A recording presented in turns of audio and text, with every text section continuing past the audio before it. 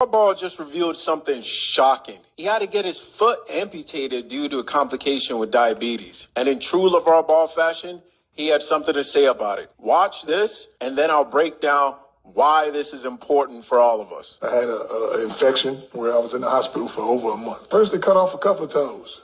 Then they cut off my foot. Then they said we got to go almost knee high for another surgery.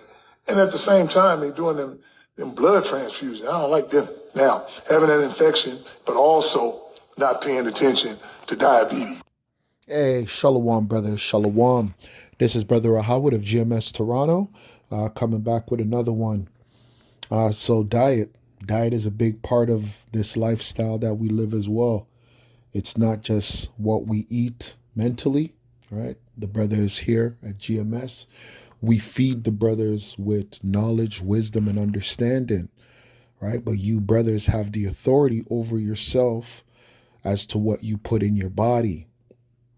And what you put in your body directly affects you overall.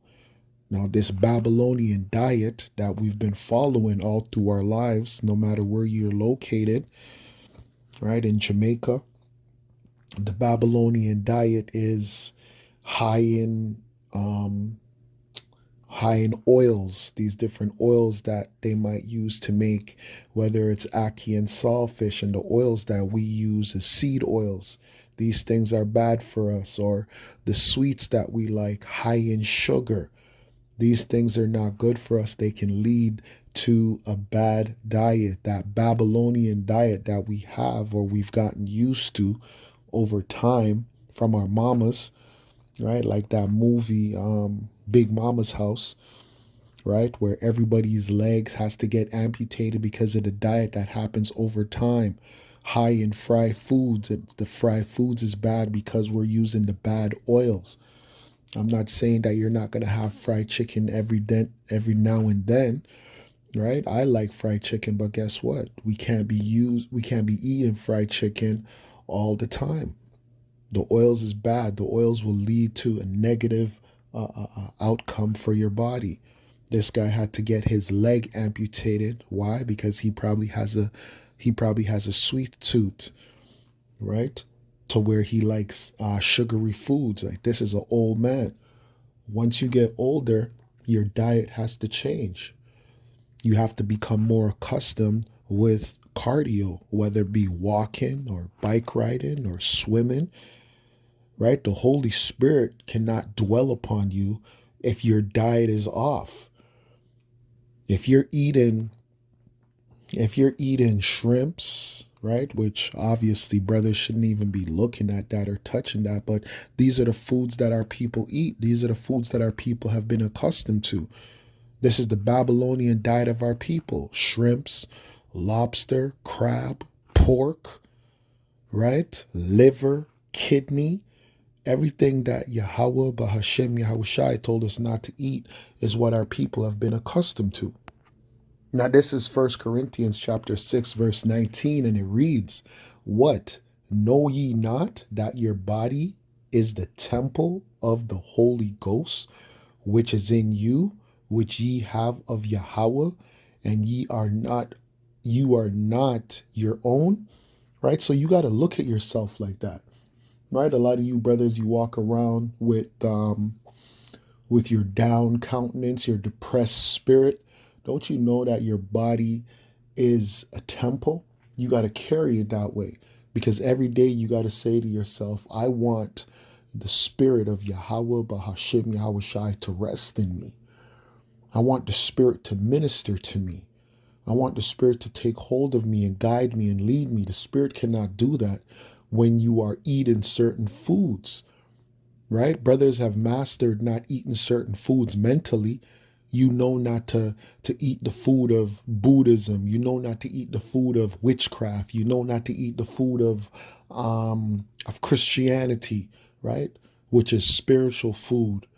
But then you don't know not to eat certain foods like McDonald's, or you don't not to eat certain foods like KFC. And I'm not saying you're not going to have these things every now and then. You might need to. Let's say you're out, you're working late or whatever the case may be is you might need to stop for a Tim Hortons or stop for a Burger King. You might need to. I'm not saying you should. I'm just saying you might need to. Let's be real.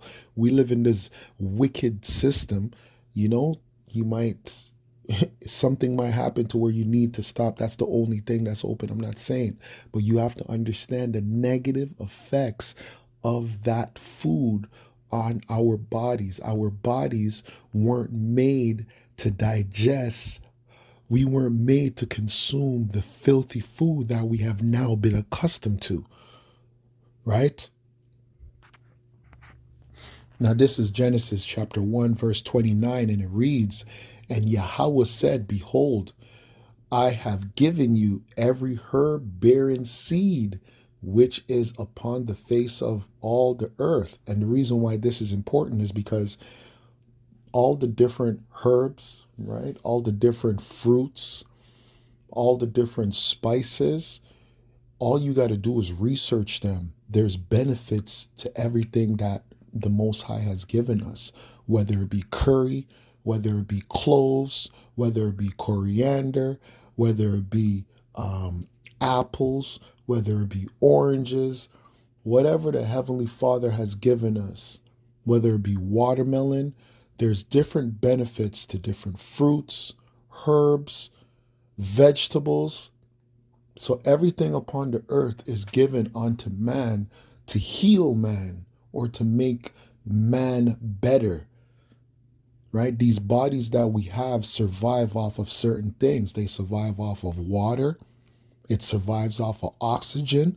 This body could not run without oxygen, right? Just like this body cannot run without water. So these bodies, you don't just put anything into these bodies. That's not how these bodies work. We live here. We're on earth, right? And being in this flesh, you have to give the body exactly what the body needs.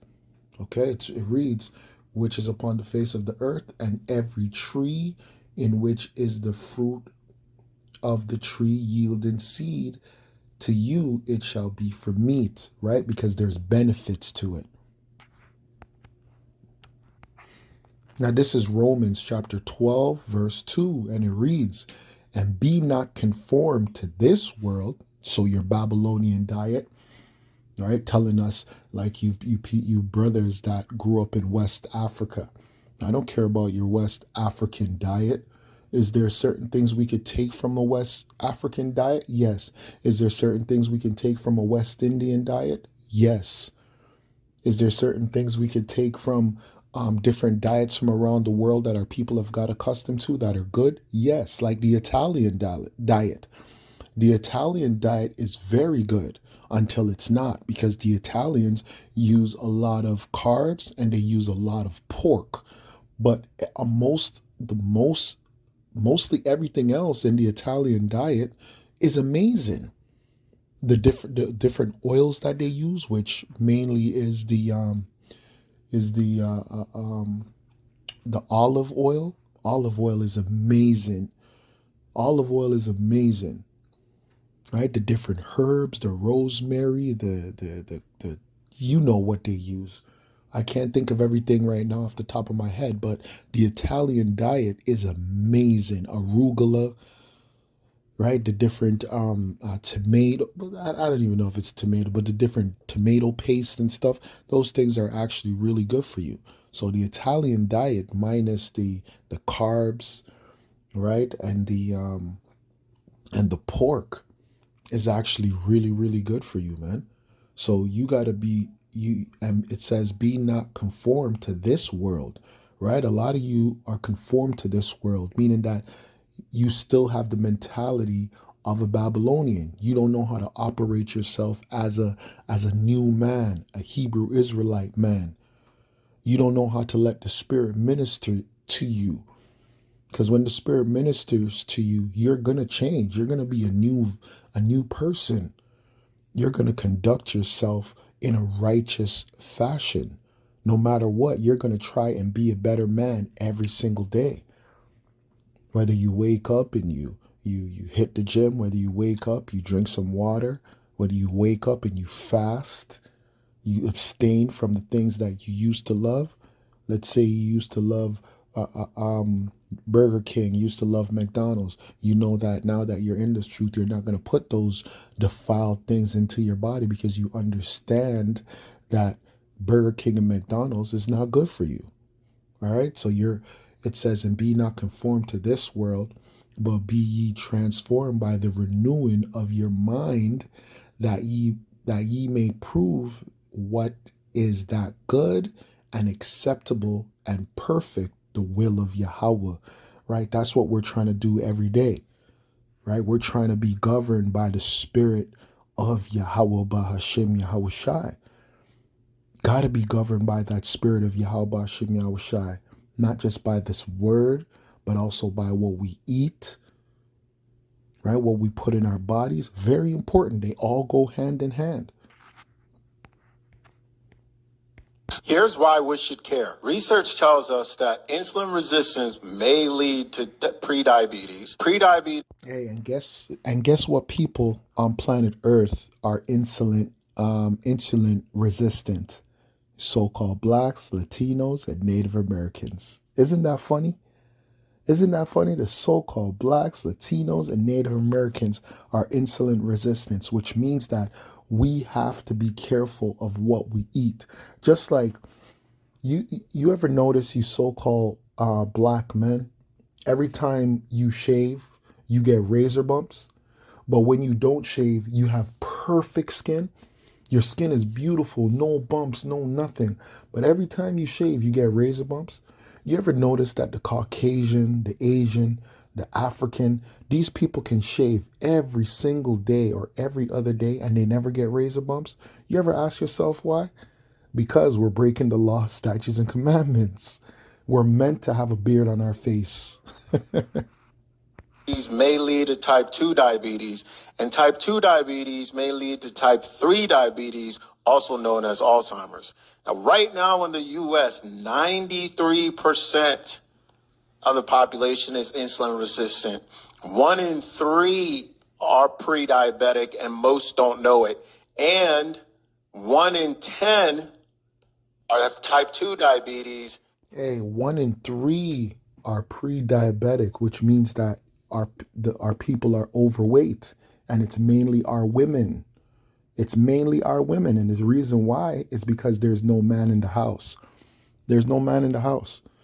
Just a man being in the house is going to have a woman on a stricter diet. You know why? Because when she sees her man, she's not just going to be putting things in her mouth. And a lot of these women are stressed because they're unable to dwell with a man. They're able to keep a relationship with a man. That's why they're stressed. And then they stress eat.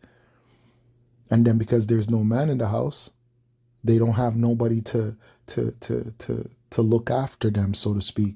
Just like if they're like when a child is looking after themselves, they're not on guard. But when your parent is home, when you have a parent that's in the house, then you know, oh, I'm on point. I can't do this. I can't do that. That's the same thing with the woman. The woman has been made to be independent, to dwell by herself. So she's gonna do whatever she wants to do. Right? If there was a man in the house, a woman is not just gonna eat anything. Because she's gonna know her man's gonna be like, oh, you eating again? You know, just the presence of the man there is gonna make her think twice about just eating just for the sake of eating. Now this is Proverbs 15 and 17, and it reads, better is a dinner of herbs where love is than a stalled ox and hatred therewith, which goes into energy, right? But the point still stands that herbs, right? A dinner of herbs is still good over meat. Herbs is amazing, and there's a time for everything. You'll even see animals, right? Like if you grow up in the islands and stuff like that, then you know when a dog gets sick, a dog goes out into the field or it just goes about his business, and then you'll see the dog start eating herbs. Why? Because the dog knows that's how he cleanses himself, right? But the point is that our people have been so accustomed to this Babylonian mindset where they have to wake up, they have to have either breakfast of I don't know, bacon and eggs, all this madness. Right? All you got to do is Google the different breakfasts around the world. Even in Jamaica, we'll have ackee and sawfish for breakfast. You know how much oil is in ackee and sawfish? All that oil is just clogging up your arteries, clogging up your pores. And I want you to Google how many people have type 3 diabetes. And surprise, surprise, the US actually isn't the worst in this category. This is a global problem. The good news is not only is this reversible, it's also preventable. Yeah, because it goes back to diet, right? It goes back to diet. And yeah, it's a global problem because the foods that are around the world are governed by these different corporations. These different corporations run the whole world. So the foods that we have, like the juice, the different juice, the majority of the juice, the waters are owned by Coca-Cola, or they're owned by Nestle, or they're owned by these different large corporations, which pushes their poison throughout the four corners of the earth. They govern the whole globe. And most people are sick through what they drink. It's not even through what they eat, it's through what they drink. The amount of sugar that's in these different drinks. Like, I remember, when was that? When Beanie Man came out with, was it Beanie Man? I think it was Beanie Man and somebody else. I'm drinking rum and Red Bull. And then when they came out with that song, everybody was drinking Red Bull and some type of alcoholic beverage. Do you know how much sugar is already in alcohol? Then you're mixing your alcohol with Red Bull. I used to do this too, right? That used to be the mix. Rum and Red Bull, or Henny and Red Bull, or this and Red Bull, whatever, right? The mix used to be Red Bull. Do you know how much sugar that is? Do you know how nasty and polluted Red Bull is? People were dying. People were dying from the shit, man. Right? So it's not just about what we eat, it's also about what we drink, man. Right? And if you're above a certain age, man, you should be mainly drinking water. Right? Brothers should be drinking water, man. Infused water, if you want to drink infused water, lemon water, right? But brothers should be drinking mostly water, man, unless you're making a smoothie or something. You try to become accustomed to water, man. Because in this society, we've been accustomed to so much sugar, then that's the normal, right? You know what the saying is, when you're making Kool-Aid. When you're making Kool-Aid, you're supposed to fill the container with half sugar and half water. And guess what? It might sound funny, but that's how people used to live back in the day, man. In the 90s, in the early 90s, and people are making Kool-Aid. If your Kool-Aid is not sweet, people are going to tell you, yo, add more sugar. Add more sugar. I remember back in the day, in the early 2000s, we used to get the McCain Minute Maid, that they were frozen drinks. And all you used to do is have to add water. We used to add water and then add sugar. But there was already sugar in the shit. But that's how I grew up, man. We grew up like that, not understanding that we're poisoning ourselves. And some people would start their day like that.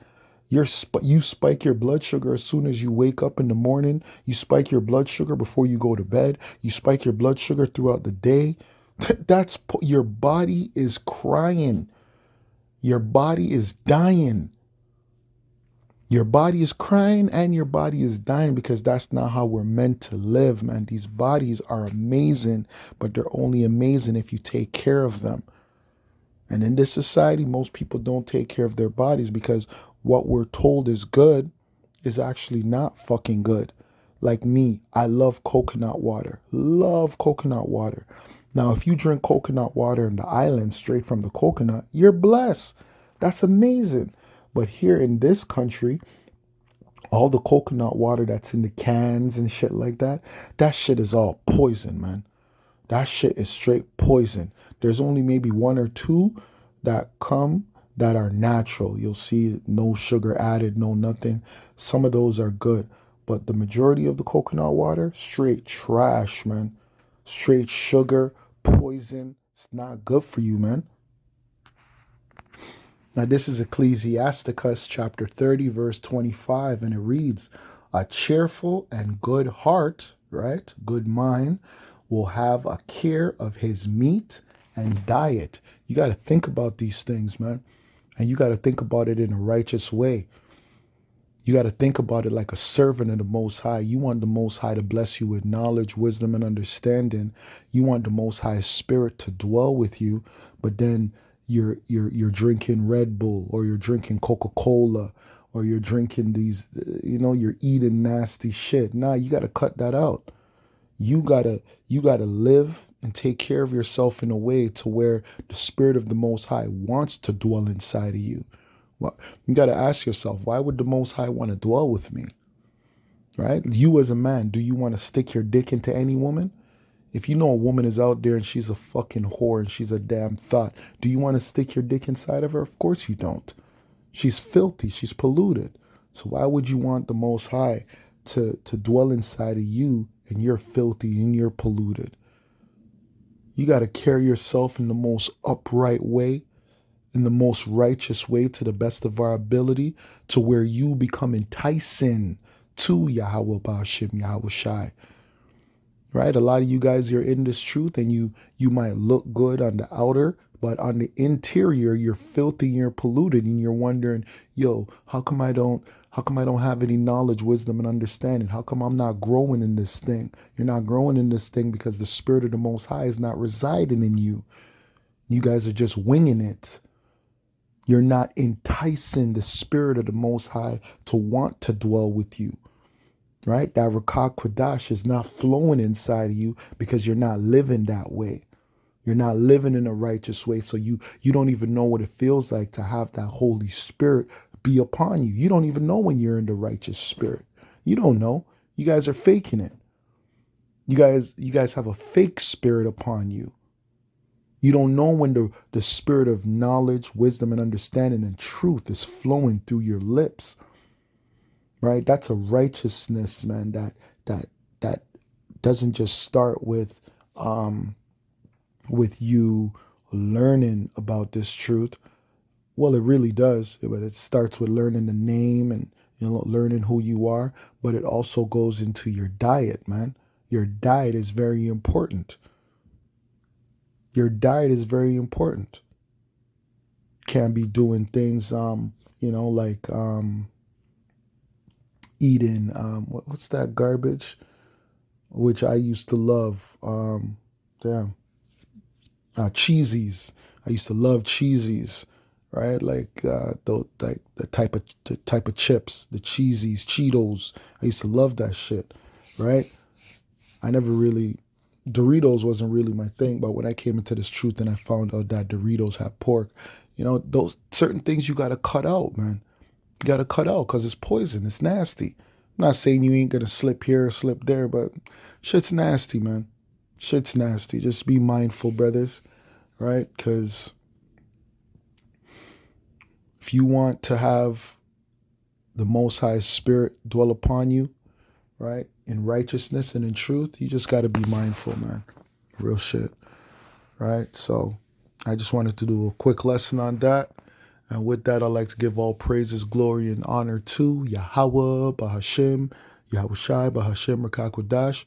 I'd like to say double honors unto the elders and elder apostles of GMS that rule well and that teach well, and to the 144,000, the elect men, right? The brothers that are on the highways and the byways doing this work in truth and in sincerity. To the few sisters that are listening in silence, Shalom. Till next time, Kwame Asharala.